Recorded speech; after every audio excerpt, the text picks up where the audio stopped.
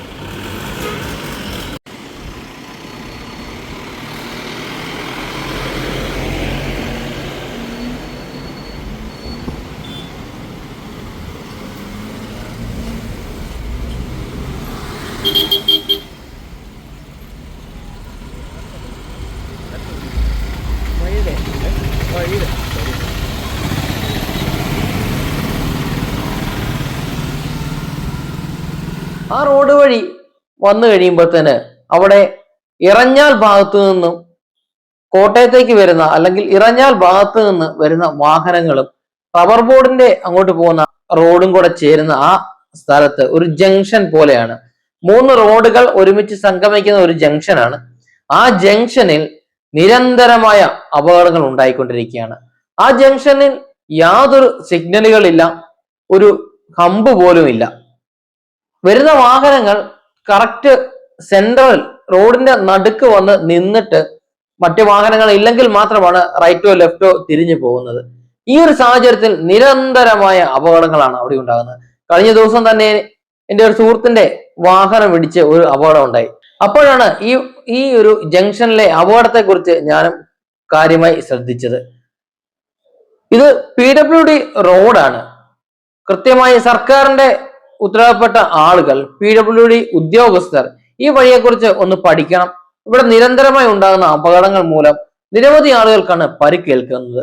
അതുകൊണ്ട് ഈ പരിക്കേൽക്കാതെ, ഈ അപകടങ്ങൾ ഉണ്ടാകാതെ ഉള്ള ഒരു സാഹചര്യത്തിലേക്ക് അവിടെയുള്ള ആളുകൾ ഒന്ന് കാര്യമായി തന്നെ അവരുടെ ശ്രദ്ധ അതിലേക്ക് ഉണ്ടാവണം എന്നൊരു അഭ്യർത്ഥനയാണ്.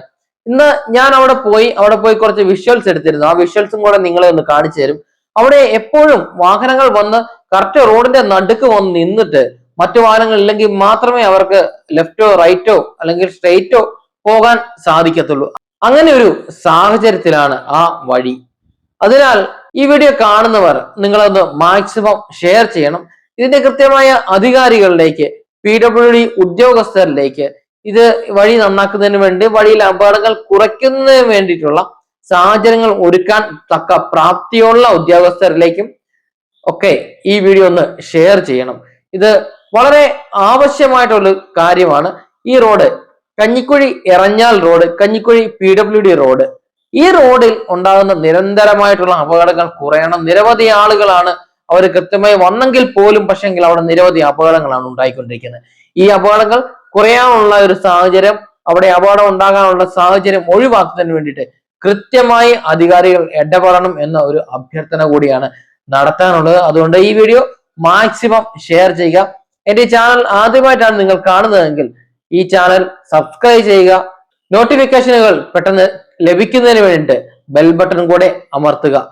താങ്ക്